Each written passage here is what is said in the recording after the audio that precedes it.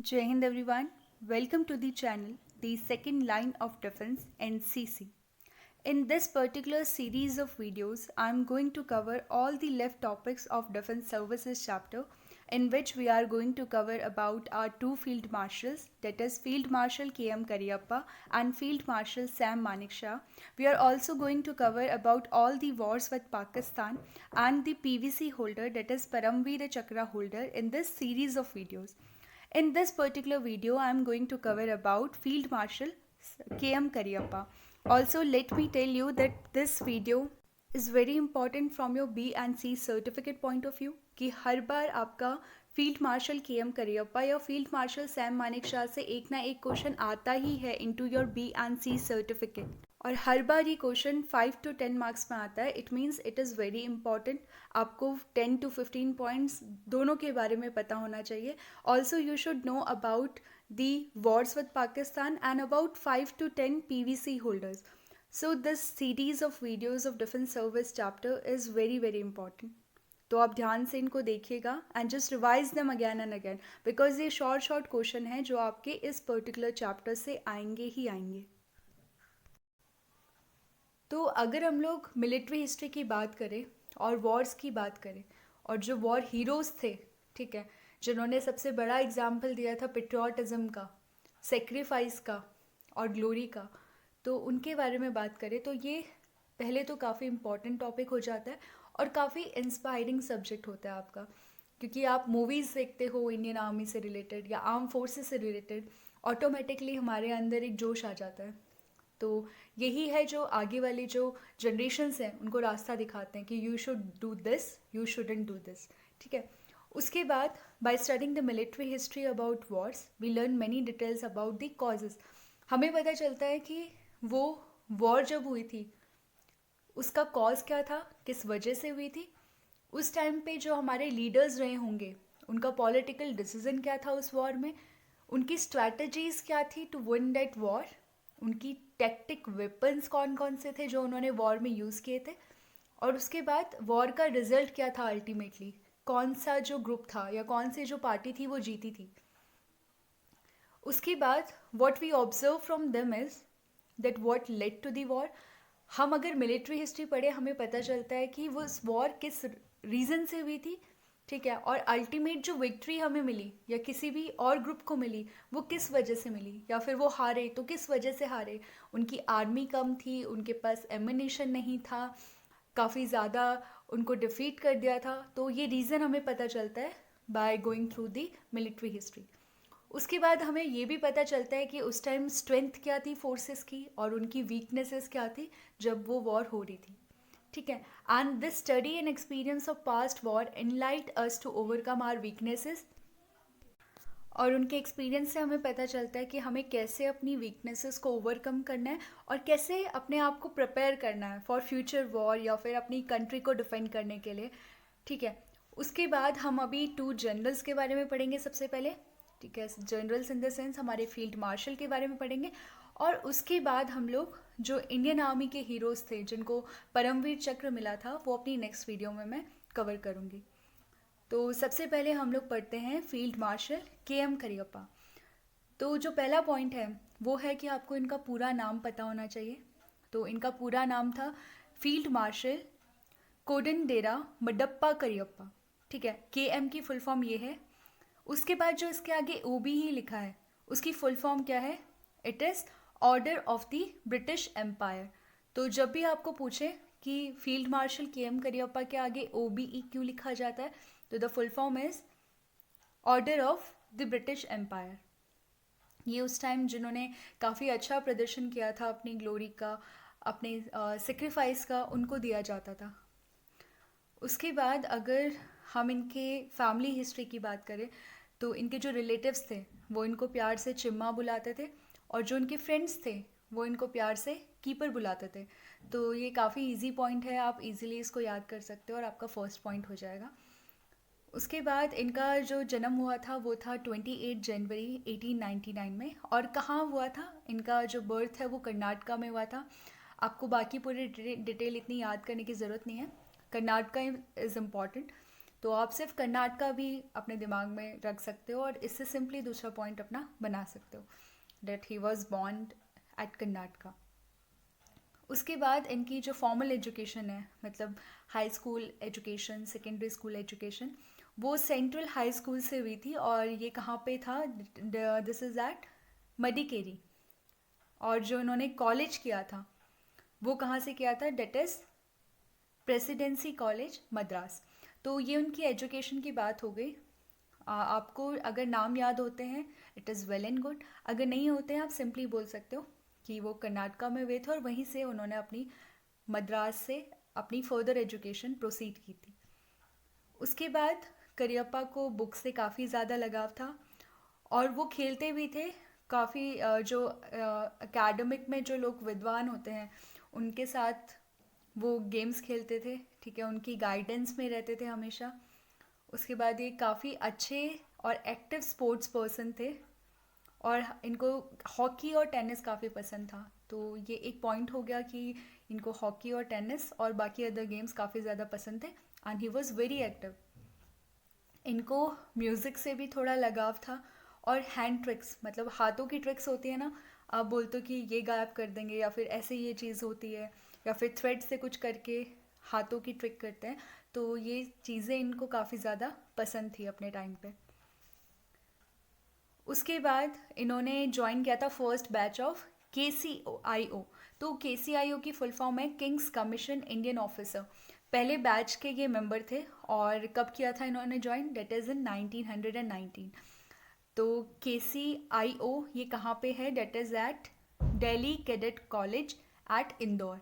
तो ये जो पूरा है ये इंदौर में है और इनको उस टाइम टेम्परेरी रैंक दी गई थी सेकंड लेफ्टिनेंट की और बाद में इनको परमानेंट कमीशन मिल गया था इन 1922 और फिर इनको प्रमोट किया गया था लेफ्टिनेंट की रैंक पे कब? 1923। तो यहाँ तक इनका अभी इनिशियल फेज चल रहा है इंडियन आर्मी का। उसके बाद फिर इनको कैप्टन की रैंक मिली 1927 में। उसके बाद he saw active service with the 37 Prince of Wales Dogra in present day Iraq. तो इराक में भी इन्होंने अपनी सर्विस प्रोवाइड की थी उस टाइम पे, ये इतना ज़्यादा इंपॉर्टेंट पॉइंट नहीं है। उसके बाद उनको पोस्ट किया गया कहाँ पे? That is second Rajput light infantry. तो इसको क्वीन विक्टोरिया की थी ये राइफल और इसका नाम था सेकेंड राजपूत लाइट इन्फेंट्री और ये उनका परमानेंट रेजिमेंटल होम बन गया।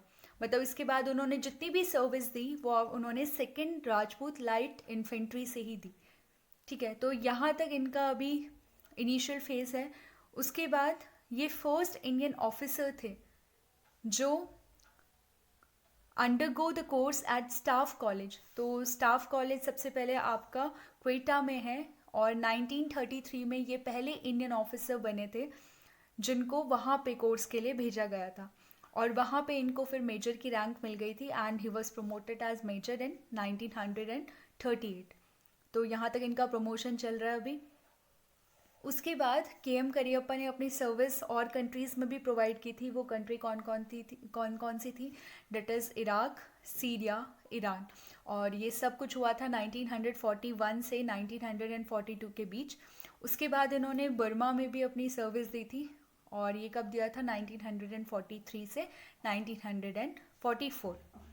उसके बाद ये इंडिया के पहले इंडियन ऑफिसर बने थे जिनको किसी भी यूनिट की कमांड दी गई थी। आपको पता है यूनिट को लेड कौन करता है? CO, that is commanding officer. तो ये पहले इंडियन ऑफिसर थे जो एक CO बने थे, कमांडिंग ऑफिसर बने थे। और कब बने थे? 1942।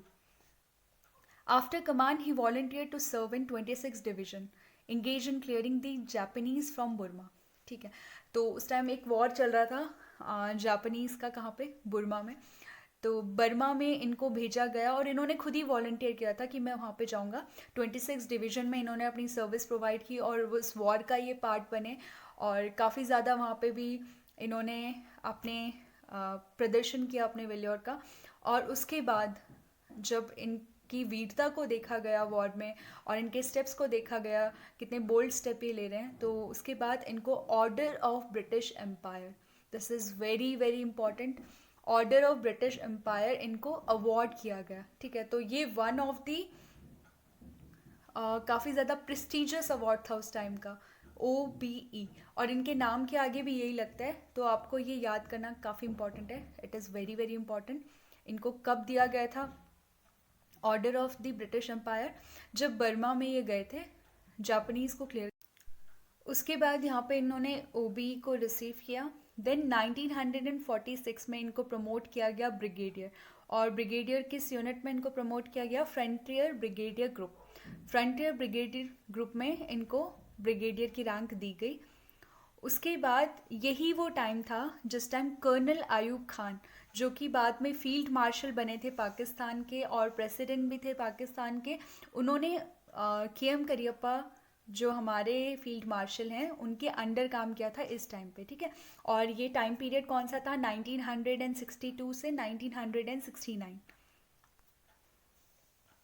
Now Cariappa was the first Indian who was selected to undergo a training course in 1947. वो पहले इंडियन बने थे, पहले इंडियन आर्मी ऑफिसर जिनको 1947 में इम्पेरियल डिफेंस कॉलेज, जो कि किम्बरले UK में है, ठीक है, पहले इंडियन ऑफिसर थे जो वहाँ पे ट्रेनिंग के लिए गए थे।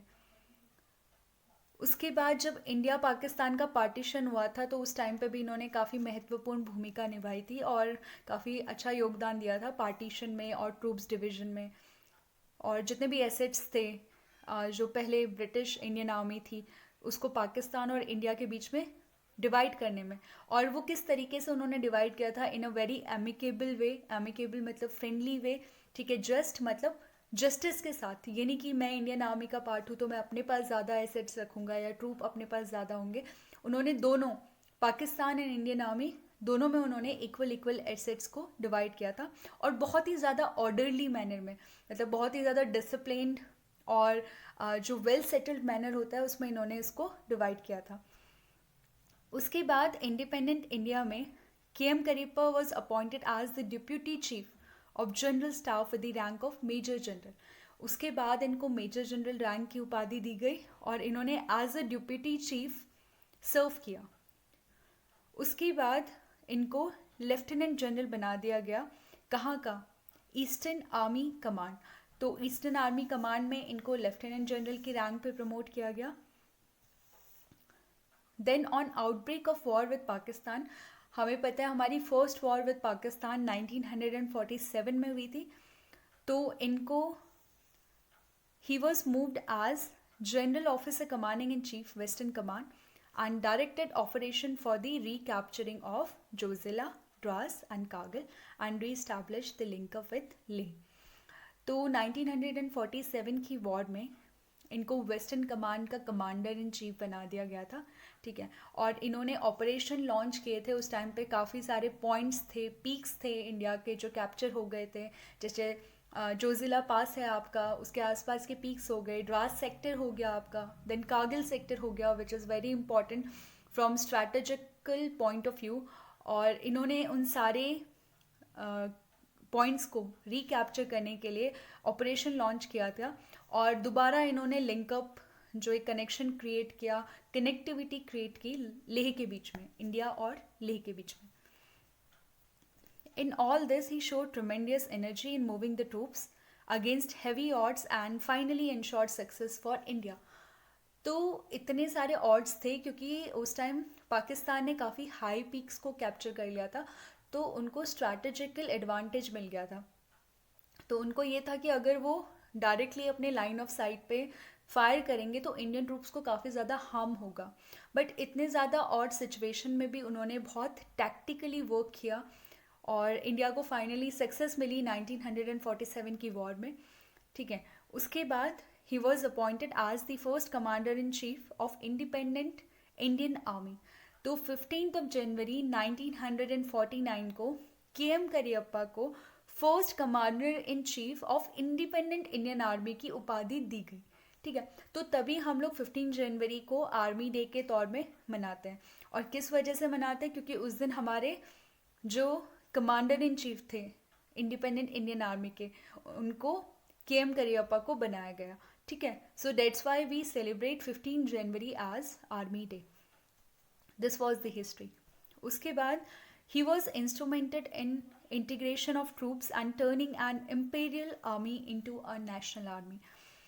जब इंडियन आर्मी पहले ब्रिटिश इंडियन आर्मी थी, तो जब के एम करियप्पा को इसकी कमान दी गई, तो उन्होंने इंटीग्रेशन ऑफ ट्रूप, मतलब सारे जो ट्रूप्स थे, जितने भी हमारे अलग अलग बटालियंस थी, अलग अलग ट्रूप्स थे, उनको इंटीग्रेट करने का काम किया, और जो इम्पेरियल आर्मी थी उसको इंडियन आर्मी में या फिर नेशनल आर्मी में उन्होंने कन्वर्ट किया. फिर यही थे जिन्होंने ब्रिगेड ऑफ द गार्ड, ठीक है, जो काफ़ी हाईएस्ट रेजिमेंट मानी जाती है हमारे इंडियन आर्मी में, that is brigade of the guard, उसको भी इन्होंने रेस किया, मतलब उसका इस्टेब्लिशमेंट भी के एम करियप्पा ने ही किया. उसके बाद जो पैराशूट रेजिमेंट थे उनका भी इस्टेब्लिशमेंट उन्होंने ही किया, ठीक है.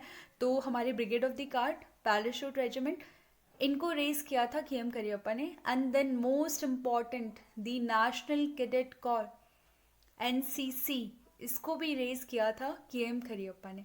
तो ये सबसे ज़्यादा इम्पॉर्टेंट पॉइंट बन जाता है फॉर द एनसीसी कैडेट्स, कि जो एनसीसी की स्टेब्लिशमेंट हुई थी, एनसीसी को जिसने इनिशिएट किया था या रेस किया था, वो भी कौन थे? हमारे field marshal K M Cariappa. Then territorial army को भी उन्होंने ही रेस किया था, ठीक है. तो इन्होंने जो रेगुलर ट्रूप्स थे हमारे इंडियन आर्मी के अलग अलग रेजिमेंट्स के, उन्हीं से इन्होंने मिला के टेरिटोरियल आर्मी को फॉर्म किया था. उसके बाद हम बात करते हैं कुछ ऐसी सर्विसेज के बारे में या कुछ ऐसी रैंक्स के बारे में जो पहली बार इंडियन आर्मी के किसी ऑफिसर को मिली थी, और वो थे हमारे field marshal K M Cariappa. तो पहला पॉइंट है कि वो पहले इंडियन आर्मी के ऑफिसर थे जो कमीशन हुए थे एट द एज ऑफ 19. तो 19 साल की उम्र में ये इंडियन आर्मी में कमीशन हो गए थे. उसके बाद ये पहले इंडियन कैडेट थे जिनको कमीशन किया गया था from Delhi cadet college Indore. ये इंदौर में है, और यहाँ से इन्होंने ट्रेनिंग लेके यहाँ से ही कमीशन हुए थे, और ये फर्स्ट इंडियन ब्रिगेडियर भी बने. उसके बाद ये फर्स्ट इंडियन बने to enter the Imperial Defence College in England.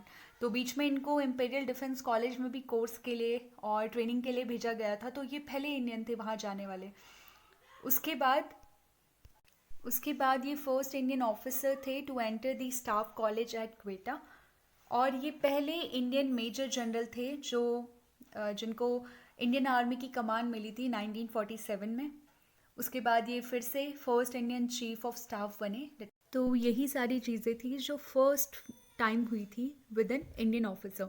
तो इसमें आपको यही चीज़ याद रखनी है कि वो 19 ईयर्स में उन्होंने आर्मी को ज्वाइन किया था. देन वो दिल्ली कैडेट कॉलेज इंदौर से पास आउट हुए थे. देन वो फर्स्ट ब्रिगेडियर बने थे. देन वो पहले इंडियन बने थे जो इम्पेरियल डिफेंस कॉलेज में गए थे for the course and training. उसके बाद पहले इंडियन ऑफिसर थे जिन्होंने स्टाफ कॉलेज को ज्वाइन किया था. Then first Indian major general थे जिन्होंने इंडियन आर्मी की कमान संभाली थी, एंड आफ्टरवर्ड्स वो चीफ बने थे आर्मी के. ये सारी चीज़ें आपको याद रखनी है. तो अगर आपको ये भी याद रहता है तो आपके 5 to 10 पॉइंट्स तो यहीं से बन जाएंगे. उसके बाद इतना सब कुछ अचीव करने के बाद he serve the Indian army for 29 years, British plus Indian army.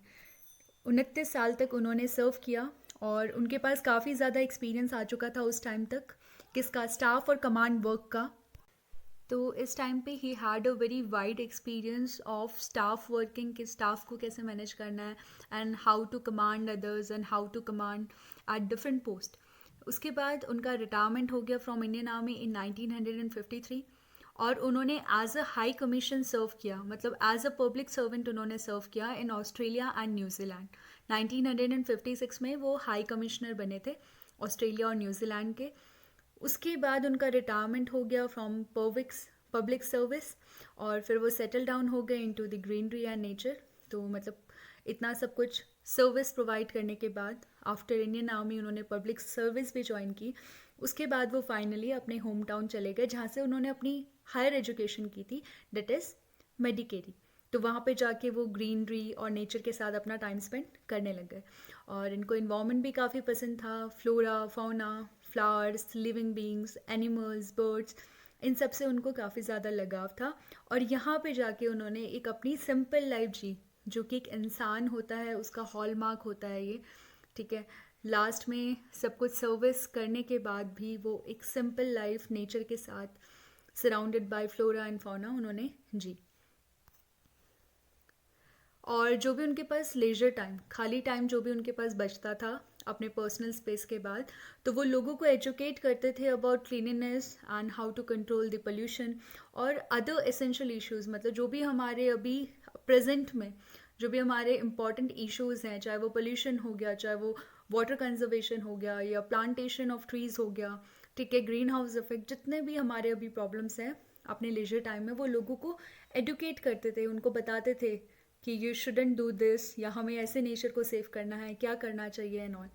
तो यहाँ से हमें पता चलता है कि उन्होंने कितनी अच्छी सर्विस कंट्री को प्रोवाइड की, और उसके बाद भी वो उन्होंने रेस्ट नहीं किया। ऑल्दो वो कर सकते थे कि हाँ मेरा टेन्योर ख़त्म हो गया, मैंने बहुत कुछ कर लिया है, now I can rest, but still he was keep serving the nation. ठीक है, लोगों को पढ़ाते रहे, बताते रहे अपनी आखिरी सांस तक। फिर 1962, 1965 और 1971 में तीनों जो हमारी वॉर हुई थी पाकिस्तान के साथ, तो उस टाइम तो ये रिटायर हो चुके थे, बट स्टिल ये जाते थे फ्रंट लाइन पे, वहाँ पे ट्रूप्स के साथ इंटरेक्शन करते थे, उनके साथ बात करते थे और उनका मोराल बढ़ाते थे। ठीक है, मोराल अप करते थे कि आपको फाइट करना है बहुत अच्छे से, जोश के साथ। ठीक है, आपको पीछे नहीं हटना, चाहे कुछ भी हो जाए, आपको 1 इंच भी ज़मीन उनको नहीं देनी है। तो these all were his words, जिससे उन्होंने ट्रूप्स को इंस्पायर किया, और जिस वजह से हम जितनी भी वॉर्स थे with Pakistan we won that. फिर इनको order of chief commander of the legion of merit, तो ये भी एक बहुत ज़्यादा इम्पॉर्टेंट डेजिग्नेशन है इनका, जो इनको दिया गया था by US president Harry S Truman. तो ये क्या था, that is order of the chief commander of the legion of merit. तो इसे भी आपको याद रखना है along with order of British, OBE, order of British empire. ठीक है, उसके बाद फॉर सर्विंग इंडिया इतने टाइम तक, with all his dedication, with all his experience, अपने जितना भी उनके पास नॉलेज था, उसके साथ जो उन्होंने सर्विस प्रोवाइड की थी टू द नेशन, उसके बाद उनको गवर्नमेंट ऑफ इंडिया ने फील्ड मार्शल की रैंक दी इन 1983 में। तो इनको फील्ड मार्शल की रैंक कब मिली थी, this point is very important. He got the rank of field marshal in 1983, और उसके बाद फिर इन्होंने अपनी आखिरी सांस ली 1993 में। ठीक है, उस टाइम पे ये 94 ईयर्स के थे और बेंगलुरु में ये थे। तो ये उनकी जीवन गाथा रही है, जिनसे उन्होंने इतने सारे आर्मी पर्सोनल को, या जो भी यूथ है who wants to join arm forces, चाहे वो आर्मी हो, नेवी हो, एयरफोर्स हो, he inspired them a lot. तो ऐसे भी लोगों का लाइफ रही है, ऐसे भी उनकी लाइफ स्टोरी रही है, जिन्होंने हर फेस पे, चाहे वो उनका बचपन हो, चाहे देन वो यूथ हो उनका, चाहे वो फिर बाद में ओल्ड एज हो, हर फेज़ में उन्होंने लाइफ के काम किया है, नेशन को सर्विस दी है और लोगों को इंस्पायर किया है। तो ये सब उनकी लाइफ के बारे में था। I hope that some of the topics जो इनकी लाइफ के बारे में हैं, these are clear to you, और इफ़ नहीं है तो आप फिर से गो थ्रू कीजिए, वीडियो को फिर से देखिए, क्योंकि मैंने हर चीज़ पॉइंट में लिखी है, तो काफ़ी क्लियर हो जाएगी। और आपको जितने भी इनको रैंक्स मिले हैं फॉर द फर्स्ट टाइम, और जितने भी इनको उपाधियाँ मिली है, either it is by the president और ब्रिटिश एम्पायर, जिसने भी इनको उपाधि दी है वो आपको याद रखनी है। देन इनका फुल फॉर्म याद रखिएगा, इनका बर्थ प्लेस याद रखिएगा, और जो भी इन्होंने किया अपने लाइफ टाइम में, और जितनी भी इनकी हॉबीज़ थी, प्लेइंग से लेके, म्यूज़िक से लेके, देन उसके बाद नेचर के साथ रहना, एनिमल्स के साथ रहना, लोगों को इंस्पायर करना, ये सारी चीज़ें आप याद रखो। तो यहाँ से इजीली आपके 10 to 20 पॉइंट्स, या फिर जितना पढ़ा है तो और ज़्यादा पॉइंट्स आपके बन जाएंगे। So this was all about the video. I hope the video was informative as well as inspiring, because the main motive of these stories is to inspire the youth. अभी तो आप NCC का exam दे रहे हो, after completion of your NCC tenure most of you will be joining forces, most of you will be preparing for forces. तो इनकी stories काफ़ी inspire करती है through join the arm forces और अपनी कंट्री को सर्व करना सेल्फलेसली। ठीक है, तो आप इनकी स्टोरीज़ को और पढ़िए। अभी मैं आगे आने वाली वीडियो में फील्ड मार्शल सैम मानेकशॉ के बारे में भी कवर करूँगी। उनकी स्टोरी भी काफ़ी ज़्यादा इंस्पायरिंग है, and he was the first field marshal of India. उसके बाद I will be covering the Wars, all the Wars with Pakistan, और उसके बाद फिर हम अपने फर्दर चैप्टर दोबारा स्टार्ट करेंगे, ठीक है। तो मैं कोशिश करूँगी कि आपके ऑलमोस्ट सारे टॉपिक्स, इंपॉर्टेंट टॉपिक्स आपके एग्ज़ाम तक कवर हो जाए. So this was all about the video.